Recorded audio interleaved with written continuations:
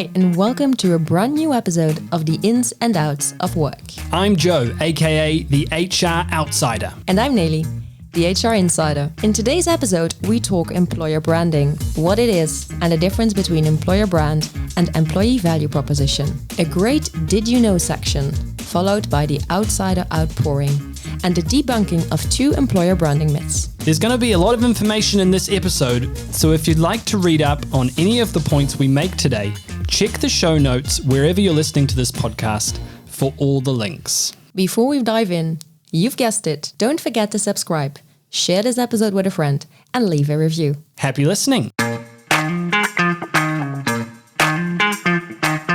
All right, Joe, our very first episode of season number 2, and let's kick things off with a definition. Yes, let's define this thing. Your employer brand is the face your company shows the outside world as a potential employer. It's the sum of all the different things people think when someone asks them what it would be like to work for company X or Y. Yes, and nearly another term I've heard before is employee value proposition, EVP. Can you tell us about that? Great question, Joe. It's probably good to quickly take a look at the term EVP, employee value proposition, as well as the difference between employer brand and EVP. Put simply, your EVP is the promise you make as an employer to your employees in return for their commitment. It entails the sum of all the benefits and rewards employees receive from the organization they work for. So in other words, your employee value proposition defines what the employees get out of working for you, while your employer brand really tells other people, including candidates, about it. So as such, the EVP is sometimes referred to as the why of an organization, nearly. And your employer brand is the how and the what. Exactly. Interesting.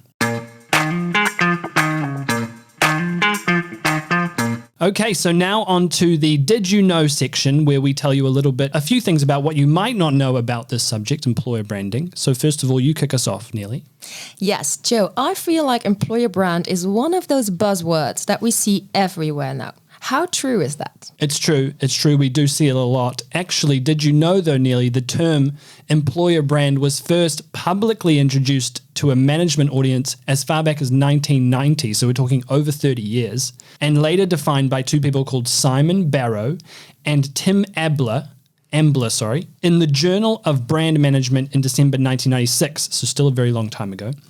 This academic paper, really interestingly, was the first published attempt to test the application of brand management techniques to human resource management. So taking brand management techniques and applying them to HR. Wow. So employer brand has been around for well over 30 years. It has. Interesting. Very long time.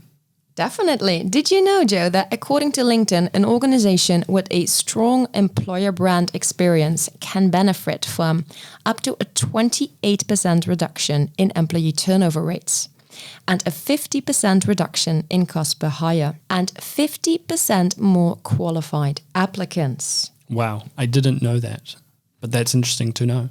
Definitely. Now, it's time for the most exciting part of this episode, the Outsider Outpouring. Joe, the floor is yours. Thank you very much, Neely. This is the Outsider Outpouring, where I take 30 seconds or so, roundabouts, to present to you my thoughts as the HR outsider on this topic. So employer branding, here we go. Let's start the clock. Employer branding to me is really all about nice stock imagery on your website, ping pong tables, drinks fridge, extracurricular activities outside of the office. At least that's often been my experience of it. Really what I sense in this area is that it's a bit of a follow the leader type thing, Nearly, where people kind of say, okay, we need a ping pong table because everyone's got a ping pong table and that's our employer brand. Maybe though, it's time for us to take a step further and make it a little more meaningful, make it more strategic. That is the Outsider Outpouring for today, Neely. Great thoughts there, Joe. Thanks. And we are on to our myths. So in this part of the episode, we talk about a few myths about the topic and then we debunk them for you.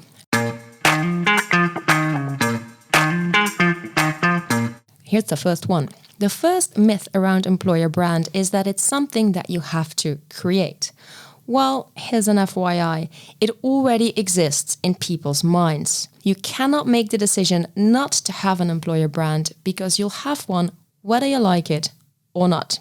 So you might as well work to shape it into something you're proud of. It's so true, Neely. It's not something you can just decide to turn off and on. Nope. And then myth number 2. There's no way to measure employer brand. That is wrong. There are many ways to measure the effectiveness of your employer brand, but it depends on your goal and approach. Yes. So a couple of examples here. If, for example, you wanted to just focus on extending the reach of your employer brand, maybe it would make sense to measure social media metrics like impressions or engagement, that sort of thing. Or perhaps you really intend on it having a big difference on the bottom line of hiring and recruiting. So perhaps you could measure whether it actually improves the average quality of candidates who apply. So in that case, measuring the percentage of applicants who are reviewed by a screener and pass forward, and that improvement over time could be a smart metric. Yes, Joe. But for almost every company, the easiest and most readily available metric to track is your Glassdoor company rating. Glassdoor. We all know about Glassdoor. We do. Within the analytics of the tool, you can see trends upwards or downwards, as well as break the data down by location or career area. And that's useful if you're trying to measure a specific campaign, for example. The best part here is that moving the needle on Glassdoor isn't just a metric you and your stakeholders see. Good work that moves the number up leads to fewer high-quality candidates removing you from their consideration set, driving overall applicant quality up. It's my turn to shine some light on a few actionable tips, Joe, to really strengthen and reposition your employer brand. Are you ready? Yes, I am ready, and I'm excited to get this step-by-step plan from you, Neely.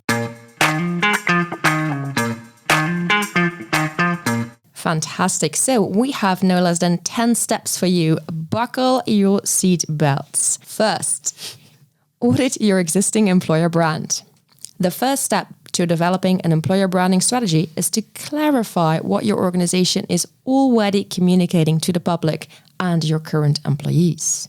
The second thing, review your recruitment and selection process. Now, where are you having touch points with candidates and what is being communicated there, and where can you perhaps improve certain elements? Number 3, start building your employer brand based on your unique employee value proposition. Maybe you remember from the first episode that we did on employer branding, but your employer brand really is what you communicate externally based on the promise that you've made internally to your employees. So both of them are strongly linked. Number 4, set goals. As with any strategy, Joe, it's important to set goals before you get started. Mm-hmm. What is it that you want to achieve with your employer branding strategy? Is it about reaching different types of candidates? Make sure that you set these goals beforehand. Number 5, divide responsibilities. Now, this is something that is a common myth. Employer brand is not just HR's responsibility. It is actually a common effort. And everyone in the organization has a role to play, but other departments, such as marketing as well, can play a role in creating the employer brand strategy. And they should, actually. Number 6, select relevant metrics to track. Again, as with any strategy, make sure that you have metrics linked to the strategy, that you know how you're going to track them, and also how you will define success. Number 7, determine the right channels and formats to promote your employer brand. Not every company will have candidates that are hanging out online in the same places, so make sure you know where you can find your candidates and try to reach them where they are. Number 8, showcase your company's values and vision. This is very important because you want to attract candidates that share the same values as you in the organization. Number 9, be transparent. Now, what does this mean? Your company, just like any other company, is not for everyone. Be transparent about that. And then finally, number 10, foster employee ambassadors.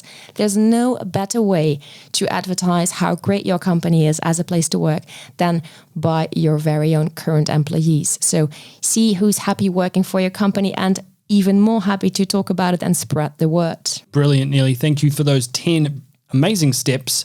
As we mentioned, there is a link in the show notes to read up more about all those steps if you are interested in going into more detail on that. We're going to pass on to our next segment. So that was the Insider Actions step-by-step on employer branding. Now we're going to pass on to our story for this week and really bring all of that to life nearly with a very innovative company that's often used in HR examples. It's Netflix.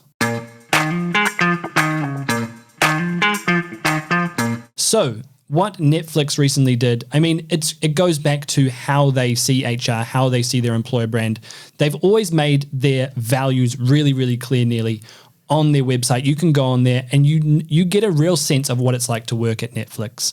They make it super clear. And really what's most interesting about their employer brand, I find, there's a few points, but first of all, it's that they seem to have this sense of really listening to employees and then feeding that back into what they are as an employer. So going back a few years, they were actually one of those first few companies going to unlimited leave. So it's something that we see a bit these days with a lot of startups doing unlimited leave. But they were an early mover on this, and they described the process and the inspiration of going to that. Essentially, the story is that there was an employee who sort of came to work one day and said, "Hey, I'm not told how long I can go to have a coffee or how long I can go to the water cooler.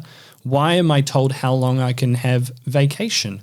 And so really, that kind of got Netflix thinking about changing their policy, and they listened to their employees. So that was really cool in terms of their employer brand as well. They also, Netflix, really talk about the impact of individual achievement and kind of the individual contributor and make it really clear, to your point, Neely, around the kinds of people that they're looking for and the kinds of people they may not be looking for and that Netflix might not be right for. And so they're really seeking high performers, and they make it super clear that achieving a high performance with little effort or being working smart is what they're looking for, rather than working hard but doing a lot of work for average results. Yes, very, very good example here of being transparent, Joe. It is, for sure. And just to touch on that a little bit more, Netflix wanting to create the dream team and the fact that they believe how a team should function, how not everyone might remain on the team if they don't pass the so-called keepers test, which they talk about there. So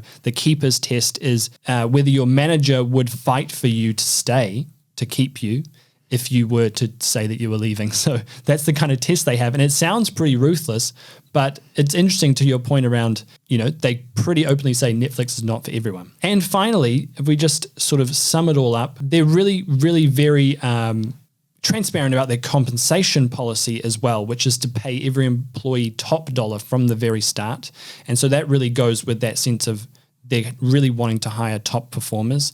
That's a big part of their employer brand. So if we just sum all of this up, what we love about this example from Netflix is that it's really honest, it's really linked to their values, and they've adapted things based on employee feedback. And so a fantastic example of what we've been talking about with employer brand and how to do it right in 2021. It is, Joe. Thanks so much for that. Join us again on Monday as we get into our second topic of this Fundamentals series. And we'll be talking about the next part of the employee life cycle, namely candidate experience. This is such an important part of the recruitment process, and we're going to give you everything you need to do it right in 2021. Brilliant. See you then. See you.